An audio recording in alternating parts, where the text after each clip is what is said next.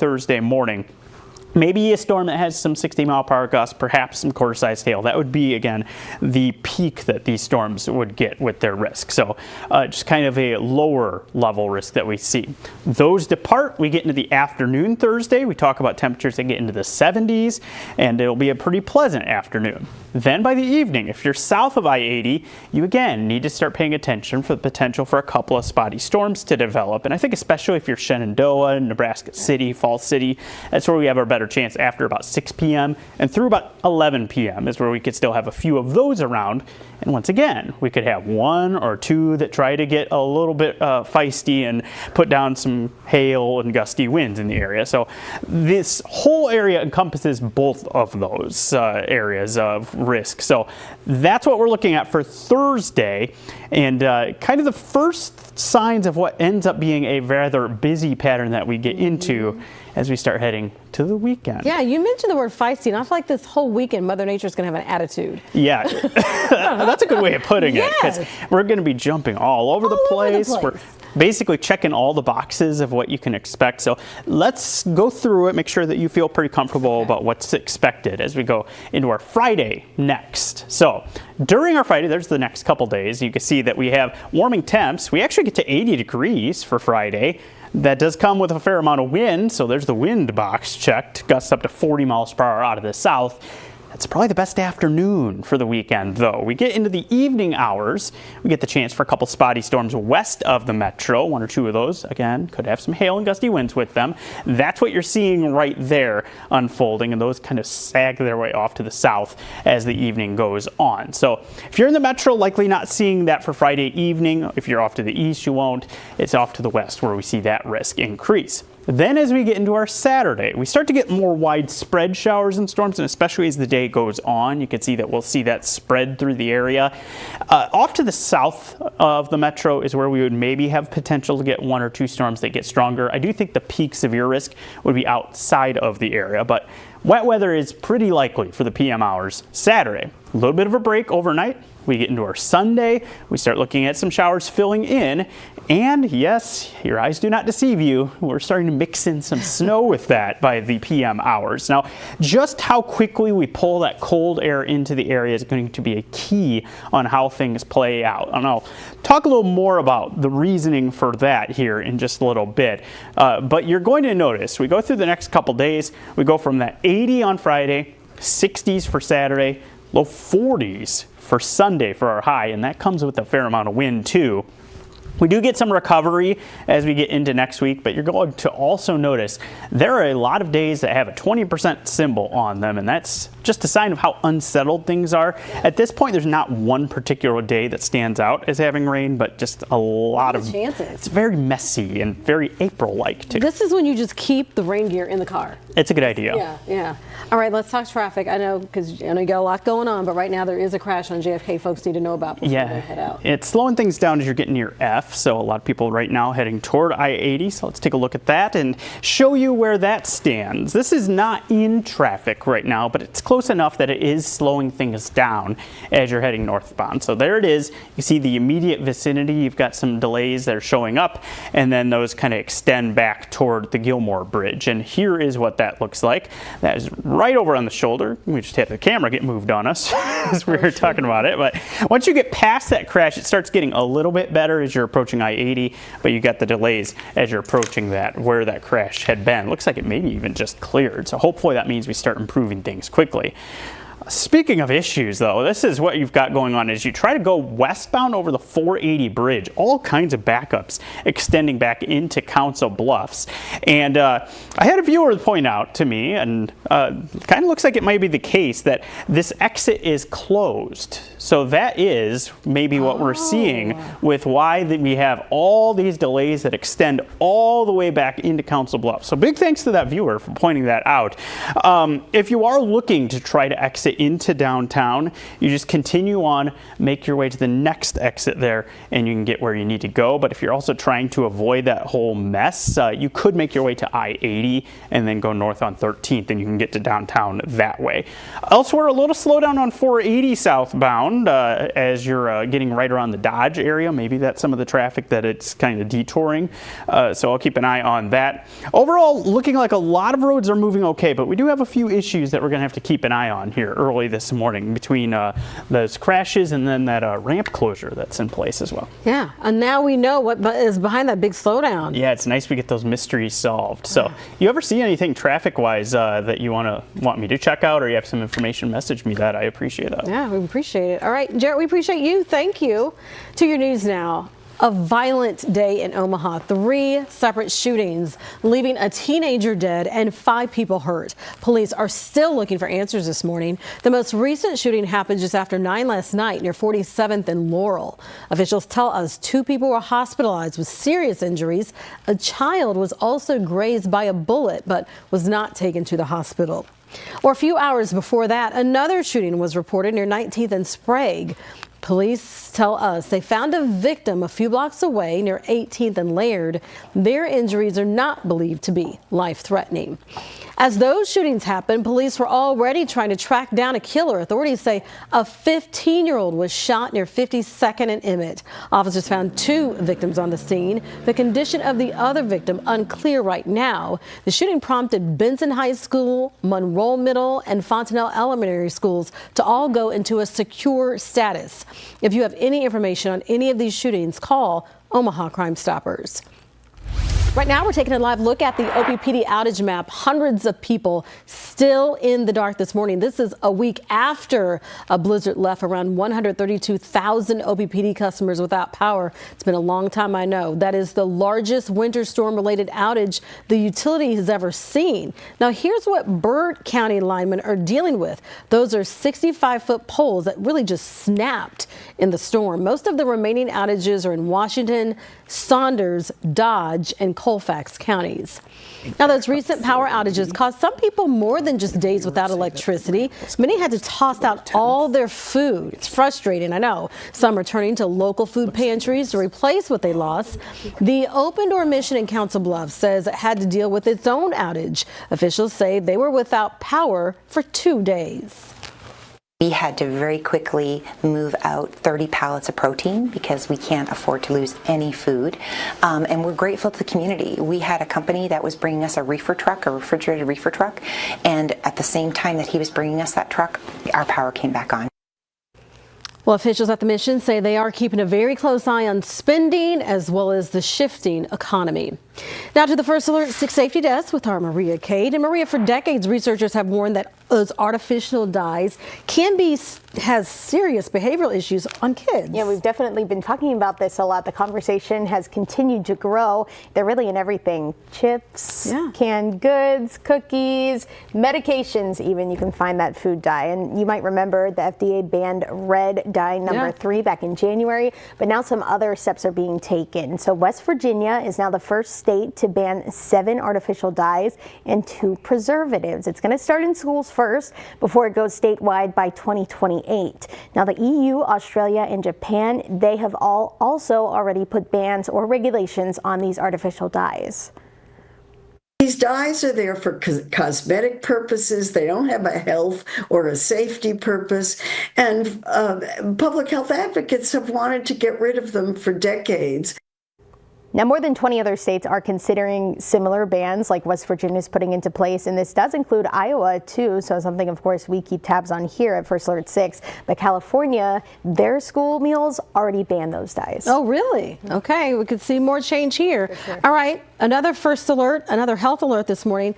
Coca-Cola? There's a recall. There's a recall on Coke. I know it's a really popular pop, so you want to listen up to this. So the FDA is issuing this recall. They say that some of the pop might be contaminated with plastic. Of course, we don't want any of that. So about 10,000 cans are involved in the recall. It was first put in place on March 6th, but since then it's been bumped up to a class 2.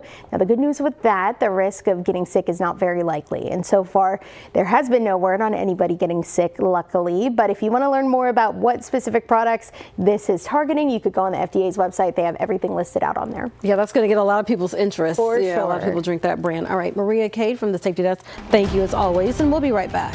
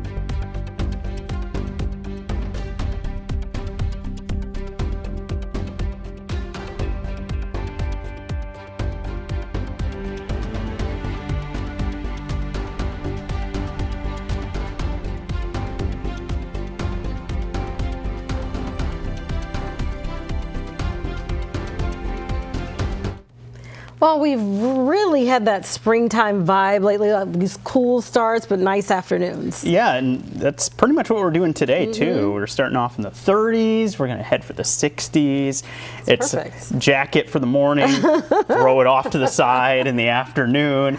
It's going to be a pretty solid day that we see. So the good news is it stays quiet today. 31 where we're at. Calm conditions being in place, and when we look through the day, this is what it would look like if you have the First Alert 6 weather app. I strongly recommend you download that. It's free download, and you get all kinds of information. But this is how the hourly details are going through the day. You see more and more cloud cover as we head through the morning. This is just like what we had yesterday. And as we get to the afternoon, maybe 10, 15 mile per hour winds at their strongest. We get into the 60s. Pretty solid day that we end up with overall. A couple sprinkles can't be ruled out in the afternoon. The better chance for maybe a couple of spotty storms comes as we get past 2 a.m. overnight, and we'll keep that into about the 10 a.m. time frame if you are east of the Missouri River. So Iowa viewers know that could get a little noisy as we get late in the night and into the early morning hours with a storm or two that could have some wind and some hail with them. It's a busy pattern overall, not just tonight. Once we get to Thursday at evening after 6 p.m., if you're south of the metro, a chance for an isolated storm or two that could again have some strength with it. And then Friday, after a windy but quiet day, we get the chance for an isolated storm west of the metro as we get past about 6 p.m. So lots of storm chances over the next couple of days, with maybe one or two of them that get a little on the stronger side. I want to deep dive a little more into what we see Saturday and Sunday, though, because people making their weekend plans may be thinking about the fact that we have higher chances of precip there. So there's the last of those storms that we end up seeing for Friday evening. We fill in with the rain as our Saturday goes on. We may be dry in the morning. That's going to be a dice roll if you're trying to get out and about. It's likely that we're raining as we get into the afternoon, some showers, some storms. If you're south of the metro, a chance that we maybe get a stronger storm or two. I do think the better chance for stronger storms stays outside of our area. And then we get a little bit of a break for Saturday overnight. By Sunday, we fill things back in with some rain. We try to mix in some snow into the equation as well. We'll be pulling in that cold air with gusts up to 40 miles per hour to the north. So it's a matter of just how quickly does that race into the area and cause that switch over to take place. This is one model. I think this is a pretty good representation of what ends up happening. But I want to show you another scenario with how this plays out. And you can see there's more snow that is in play on this model. So with that being the case, gusts up to 40 miles per hour, if we fully switch to snow like this model suggests, that would be a problem for travel. We would have to watch for some limited visibility, especially north of the metro. So first alert to that potential. We'll keep you posted with any changes that come into play with that system throughout the weekend. There you can see go from 80 on Friday to 41 and windy with some rain on Sunday.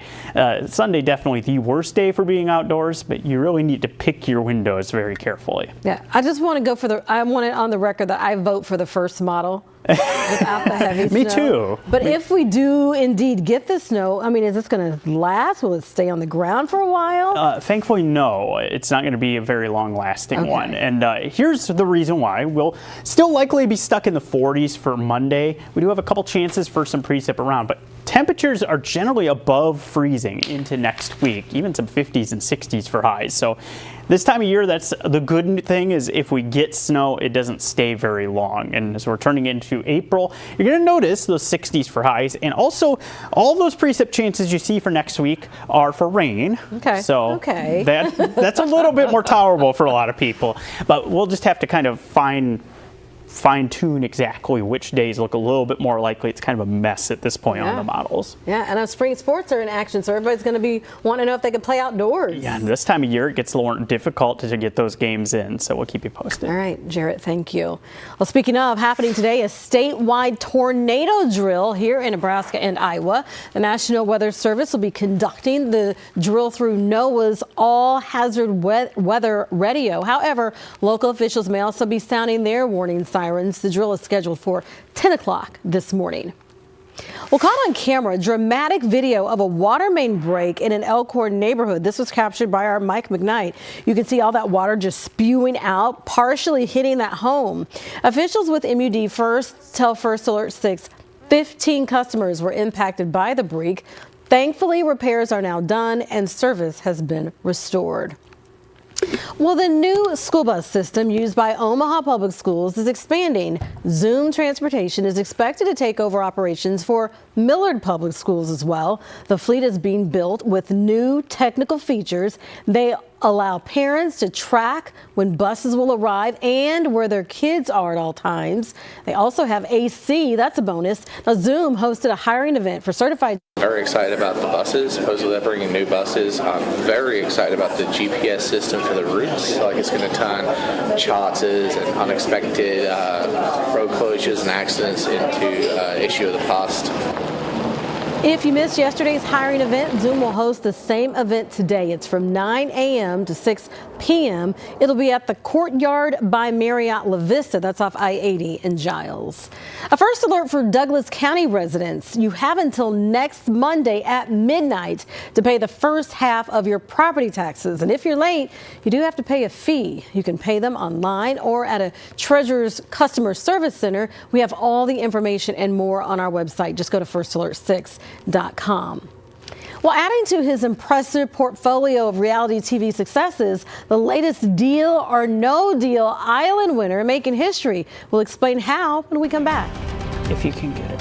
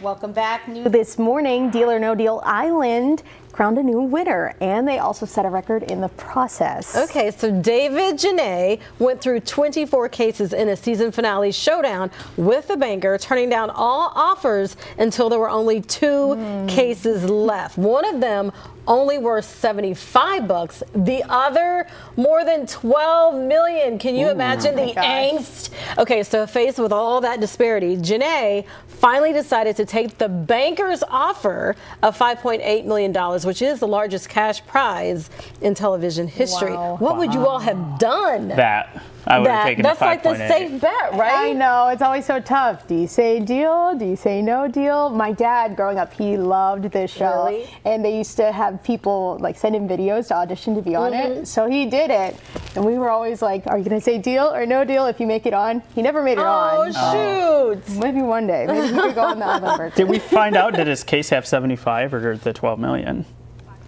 5.8. 5.8 million. He got So- the. He Well, took the that's- bankers. That's what he ended up taking. Yeah, the he didn't offer. choose. I wouldn't have So- either because I would have been sad with the 75. Yeah, 5.8 is not too bad. Yeah, that's a pretty good walk away. We'll take it. All right. Interesting. We should play. All right. Thank you so much for joining us, everybody. We're going to get ready for our update in the Today Show. You can watch it here on streaming or over the air. Have a great day.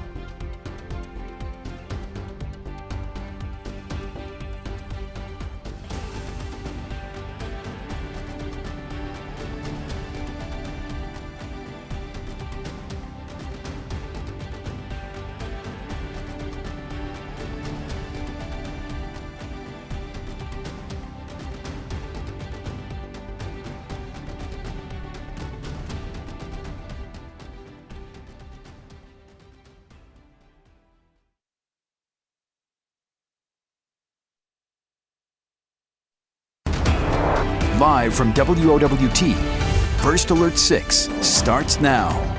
Good morning, everybody. It is 7:26. I'm Cerise Cole. We want to get right to First Alert 6 traffic and weather with Jared Lansford has a first alert to a big slowdown you need to know about. This is especially true if you're going from Council Bluffs into Omaha. 480 with all sorts of backups. And the reason why, we have the exit to go to Dodge being closed at the moment. So everyone's kind of having a chain reaction here as they try to make their way in. You could see how ugly the situation is with everyone trying to get through. Use I-80 as your alternate route to avoid that, or you can use 680 to get over the bridge. 480 is kind of a mess right now. JFK slow after a prior crash. That crash has cleared, but still some delays that extend as you head northbound. Be prepared for that. As you head out the door, looking at sunshine that is present in our sky and some cool temperatures. We're at 31 for our current temp. Thankfully, not much in the way of wind, but jacket for the early morning hours. A couple 20s as you work your way through the Les Hills as well. And it's going to play out a lot like yesterday, where we see cloud cover expand as we go through the morning. A pretty cloudy afternoon, maybe even a couple sprinkles possible. You don't need to cancel any outdoor plans. Excuse me, but we are looking at 60s for our temperatures for those afternoon highs. It's going to be a pretty solid afternoon that we end up seeing. Now, we get into the overnight hours. We do get the chance for a couple of storms, especially if you're in our Iowa counties. One or two of those could have some gusty winds and some hail with them. Another chance in Thursday evening south of the metro, and then Friday evening west of the metro. We're going to be looking at a busy forecast over the coming days. Cerise. All right, Jared, thank you. To breaking news this morning, Bellevue police and fire crews respond to reports of a house fire. This was shortly after 2 o'clock this morning. You're taking a look at the scene here. It happened in the area of Childs Road and Camp Gifford Road. Details are few at this hour, but we do know county officials say no one was injured. It is 7:28, and we're back with another update for you in about 25 minutes. We'll see you then.